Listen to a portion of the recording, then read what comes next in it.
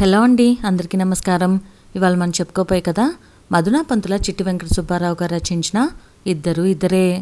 అమ్మా, వచ్చే నెలలోనే నీ పుట్టినరోజు, కనీసం ఈ పుట్టినరోజుకైనా ఒక చీర కొనుక్కో అంటూ కూతురు రమ్య చెప్పిన మాటలకి మౌనంగా ఉండిపోయింది వసంత. వసంత మౌనానికి అర్థం రమ్యకి తెలుసు.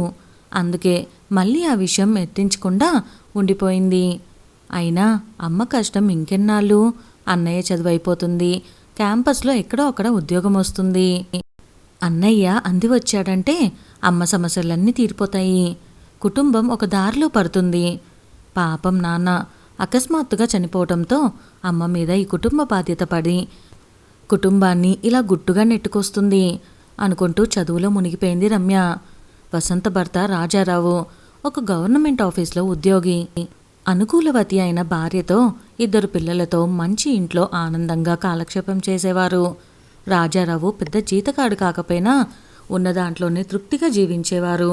అలాంటి కుటుంబానికి దిష్టి తగిలిందో ఏమో, హఠాత్తుగా రాజారావు గుండెపోత చనిపోయాడు. రాజారావు భార్య వసంత పెద్దగా చదువుకోలేదు, అయినా గవర్నమెంట్ వారు దయతలిచి రికార్డు కీపర్గా ఉద్యోగం ఇచ్చారు. రాజారావు బతికున్న రోజుల్లో బాగా బతికినా అంత పెద్ద ఇంటికి అద్దెలు కట్టలేక 3 గదుల పోర్షన్ ఒకటి తీసుకొని పిల్లలతో కాలక్షేపం చేస్తుంది వసంత. ముందు గదిలో పిల్లల చదువు, మధ్య గదిలో పడక, చివరి గదిలో వంటిల్లు, అదే భోజనాల గది కూడా. మొదట్లో వసంతకి ఇరుకు గదిలో జీవించటం చాలా కష్టంగా అనిపించినా నెత్తి మీద ఉన్న బాధ్యతలు వసంత చేతులు కట్టేశాయి. మగవాడు లేని సంసారం ఎంత కష్టమో అనిపించింది వసంతకి. ఇప్పుడు ఆ కుటుంబానికి యజమాని మరియు ఆర్థిక మంత్రి కూడా వసంతానే. ఇదివరకు భర్త జేబులో ఎంత ఉందో చూసుకోకుండా కావాల్సినవన్నీ కోరి తెప్పించుకునేవారు.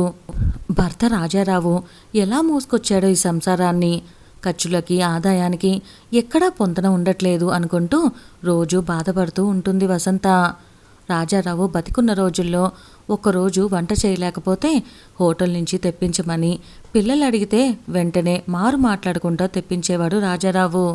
అది అనవసరపు ఖర్చని రాజారావు పోయిన తర్వాత తెలిసింది వసంతకి. ఉదయం పూట ఒక్క కూరతో సరిపెట్టుకొని రాత్రిపూట పిల్లలకు మటుకే కూరలు వండి పచ్చడితో సరిపెట్టుకుంటుంది. అమ్మ చేస్తున్న ఈ త్యాగం అనేకసార్లు గమనించింది రమ్య. ఎన్నోసార్లు రమ్య కూడా తినకుండా చెరిసొగం పంచుకు తిందామని చెప్పినా వసంత వినేది కాదు. మీరు చదువుకునే పిల్లలు, రాత్రిపూట ఎక్కువ తింటే నాకు అరగదు అంటూ అబద్ధం చెప్పేది. రాజారావు పోగానే పని మంచి కూడా మానిపించేసింది. రాత్రిపూట భోజనాలైన తర్వాత సామాన్లు కూడా తోముకొని అప్పుడు పడుకుంటుంది. రోజు ఆఫీస్కి నడుచుకుంటూ వెళ్తుంది.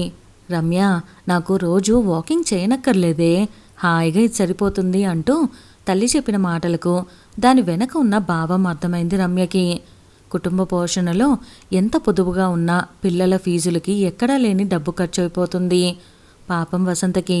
అయినా బాధ్యత కదా, చదువు చెప్పించకుండా వదిలేస్తే తండ్రి లేని పిల్లలు కదా అని అలా వదిలేసింది అనుకుంటారు. వసంత అదృష్టం కొద్దీ పిల్లలిద్దరు కూడా బాగా చదువుకుంటున్నారు. ఫస్ట్ క్లాస్ మార్కులు తెచ్చుకునే పిల్లలే. ఇంకేముంది, 1 సంవత్సరం కష్టపడితే పిల్లాడు అంది వస్తాడు అనుకుంటూ ఎదురు చూస్తూ కాలక్షేపం చేస్తుంది వసంత. చిన్న వయసులోనే వసంత భర్త పోగా ఎంతోమంది పెళ్లి చేసుకుంటామని ఆఫీసులోనూ బయట తెలిసిన వాళ్ళు కబుర్లు పంపారు. ఒంటరిగా ఉన్న ఆడదంటే అందరికీ లోకువే. రోజు ఎన్నో ఆకలి చూపులు, ఇవన్నీ తట్టుకుంటూ బాధ్యత కోసం బ్రతుకు వెళ్లదీస్తుంది వసంత. అమ్మా, ఇవాళ అమెజాన్ కంపెనీ వాళ్ళు మా కాలేజీ క్యాంపస్ సెలక్షన్స్కి వస్తున్నారు, సాయంకాలం బాగా లేట్ అవుతుంది అంటూ కొడుకు రాజేష్ చెప్పిన మాటలకు ఆనందపడిపోయింది వసంత. కొడుకుకు ఉద్యోగం వచ్చినంతగా సంబరపడిపోయింది. రాజేష్ ఇంటికి వచ్చేటప్పటికి రాత్రి 10 గంటలైంది. సీరియస్గా మొహం పెట్టి ఇంట్లోకి వచ్చాడు రాజేష్. అదేమిటి, రాజేష్ ఏ విషయం చెప్పడు, శుభవార్త చెప్తాడు అనుకుంటే ఇలా వచ్చాడేమిటి అనుకుంటూ మనసులో మదనపడసాగింది. ఇంతలో రమ్య వెనకాల నుండి వచ్చి వసంత నోట్లో స్వీట్ పెట్టి గట్టిగా కౌగిలించుకుంది. ముగ్గురు తండ్రిని తలుచుకొని ఏడ్చారు. ఆ రాత్రి ఆనందంతో వసంతకి నిద్రపట్టలేదు. ఇన్నాళ్లకు తన కష్టం నెరవేరింది. తను నీరు పోసి పెంచి పెద్ద చేసిన మొక్క ఇన్నాళ్లకు మధుర ఫలాల్ని ఇవ్వబోతుంది అనుకుంటూ ఎప్పటికో నిద్రలో జారుకుంది. కానీ రాజేషు రాత్రంతా ఆలోచనలో ఉండిపోయాడు.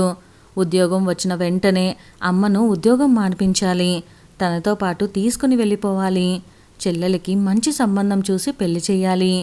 ఇవి రాజేష్ ఆలోచనలు. అలా సంవత్సరం గడిచిపోయింది.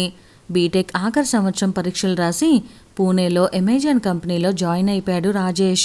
6 నెలల పాటు ట్రైనింగ్, ఆ తర్వాత ఉద్యోగం. వసంత ఆనందానికి హద్దు లేదు. అమ్మయ్య, ఒక బాధ్యత తీరింది అని హాయిగా ఊపిరి పీల్చుకుంది. రమ్య కూడా ఈ సంవత్సరం కష్టపడితే దేవుద్దయ వల్ల క్యాంపస్ వచ్చేస్తుంది అనుకుంటూ పనిలో పడిపోయింది. కానీ ఎందుకో అలసటగా అనిపించింది. ఈ మధ్య ఎక్కువగా నడవలేకపోతుంది. ఈ విషయం పిల్లలకి చెప్పలేదు. డాక్టర్ గారి దగ్గరికి వెళ్తే మళ్ళీ డబ్బులు ఖర్చు అనుకుంటూ మౌనంగా ఉండిపోయింది. ఈలోగా బంధువుల ఇంట్లో పెళ్లిలో రమ్యను చూసి తన కోడలు చేసుకుంటామని కబురు పంపారు దూరపు బంధువులు. కుర్రాడు స్టేట్ బ్యాంక్ ఆఫ్ ఇండియాలో ఉద్యోగం, మంచి సంబంధం. ఇంకేమీ ఆలోచించలేదు. వెంటనే ఆఫీస్లో PF లోను అప్లై చేసి రమ్య పెళ్లి ఘనంగా చేసింది వసంత. అమ్మా, నేను కూడా ఆఫీస్లో లోన్ పెడతాను అని చెప్పిన రాజేష్ మాటలు విని సంతోషించి సున్నితంగా తిరస్కరించింది. ఇన్నాళ్ళు పిల్లలు తనతో ఉన్నారు కాబట్టి రాజారావు పోయిన బాధ ఉన్నప్పటికీ ఒంటరితనం పెద్దగా బాధించలేదు వసంతని. ఇప్పుడు రమ్య కాపురానికి వెళ్ళిపోయింది. రాజేష్ ఉద్యోగానికి ఎప్పుడో వెళ్ళిపోయాడు.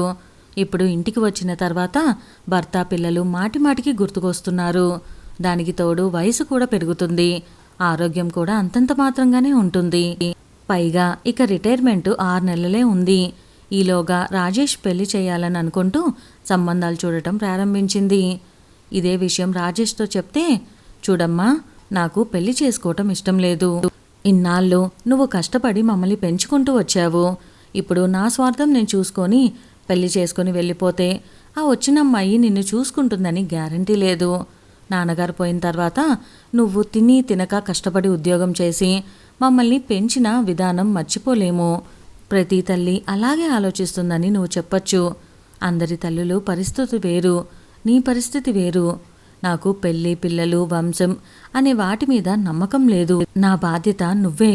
ఇది నేను బాగా ఆలోచించి నిర్ణయం తీసుకున్నాను అంటూ చెబుతున్న రాజేష్ మాటలు విని బోర్న ఏడ్చింది. ఎంత చెప్పినా రాజేష్ తల్లి మాటలు వినిపించుకోలేదు. పెళ్లి చేసుకోవటానికి అంగీకరించలేదు. ఇంతవరకు పిల్లలు తల్లి చెప్పిన మాట బుద్ధిగా విని చదువుకొని ప్రయోజకులయ్యారు. కానీ ఈ ఒక్క విషయం తల్లి మాటకు అంగీకరించలేకపోవటంతో కొంత అసంతృప్తితో కాలం గడుపుతున్న వసంతకి రిటైర్మెంట్ రోజు రానే వచ్చింది. ఈ కార్యక్రమంలో ప్రతి సంవత్సరం ఎవరో ఒకరు రిటైర్ అవుతూనే ఉంటారు. అందరి పరిస్థితి వేరు, ఈ ఉద్యోగి పరిస్థితి వేరు. చేసినది చిన్న ఉద్యోగమే అయినా తన బాధ్యత ఏమిటో తను తెలుసుకొని సక్రమంగా నిర్వర్తించి ఈ కార్యాలయానికి మంచి పేరు తీసుకొచ్చిన వసంత గారి గురించి మీకు ఎవ్వరికీ తెలియని విషయం ఒకటి ఉంది. వసంత గారి భర్త రాజారావు మన కార్యాలయంలోనే పనిచేసి గుండెపోటుతో చనిపోయిన విషయం అందరికీ తెలిసిందే. అయితే రాజారావుకు అంతకుముందే పెళ్ళయ్యి 2 పిల్లలు పుట్టిన తర్వాత మొదటి భార్య చనిపోయింది. ఈ విషయం చాలా కొద్దిమందికి తెలుసు. వసంత గారి భర్త రాజారావు నాకు బాల్య స్నేహితుడు. ఇద్దరం ఒకేసారి ఉద్యోగంలో జాయిన్ అయ్యాము. వసంత గారికి కడుపును పుట్టిన పిల్లలు ఎవరూ లేరు. చిన్నప్పటి నుంచి సవితి పిల్లల్ని తన కడుపున పుట్టిన పిల్లల్లాగా రాజారావు గారు పోయిన తర్వాత కష్టపడి పెంచి పెద్ద చేసి ప్రయోజకులను చేసింది. ఆమె తన జీవితాన్ని త్యాగం చేసింది. చిన్న వయసులోనే భర్తను కోల్పోయిన ఆమెకు పెళ్లి చేసుకోవాలని ఎంతోమంది ముందుకొచ్చారు. నాతో కూడా చెప్పారు. కేవలం 2 బిడ్డల భవిష్యత్తు దృష్టిలో పెట్టుకొని ఈ వసంత గారు అందుకు ససేమిరా ఒప్పుకోలేదు. అటువంటి మహాతల్లి పెంపకంలో పెరిగిన రాజేష్ కూడా కేవలం తన తల్లి కోసం పెళ్లి చేసుకోవటానికి అంగీకరించట్లేదు. కన్న తల్లిదండ్రులను అనాథ శరణాలయాల్లో పారేస్తున్న ఈ రోజుల్లో ఇటువంటి కొడుకు ఉండటం వసంత గారు చేసుకున్న అదృష్టం అంటూ చెప్పుకొస్తున్న ఆ కార్యాలయం ప్రధాన అధికారి మాటలు విని అందరి కళ్ళు చెమర్చాయి. రాజేష్కి, రమ్యకి ఒక్కసారిగా బుర్ర తిరుగుతున్నట్లు అనిపించింది. కన్న తల్లి కూడా అంత ప్రేమగా చూస్తుందో లేదో కానీ ఈ సవిత తల్లి కాదు సొంత తల్లి ఎంత బాగా చూసుకుంది అనుకుంటూ తల్లిని తీసుకొని ఇల్లు ఖాళీ చేసి సామాన్లు తీసుకొని పూణే బయలుదేరి వెళ్ళిపోయాడు రాజేష్. ఈ కథలోని 2 పాత్రధారులు త్యాగమూర్తులే. ఒకరి కోసం ఒకరు జీవితం త్యాగం చేసిన వాళ్ళే. ఇద్దరి నుండి నేర్చుకోవాల్సిన విషయం ఎంతో ఉంది. ఆ తల్లి కొడుకుని చూసి. ఇదండి వాళ్ళ మన కథ. కథ కనుక మీకు నచ్చినట్లయితే వీడియోని లైక్ చేయడం అస్సలు మర్చిపోకండి. ఇంకా ఛానల్ని సబ్స్క్రైబ్ చేసుకోకపోతే వెంటనే సబ్స్క్రైబ్ చేసుకొని బెల్ ఐకాన్ని క్లిక్ చేసేయండి. Stay tune. Bye bye. Thank you.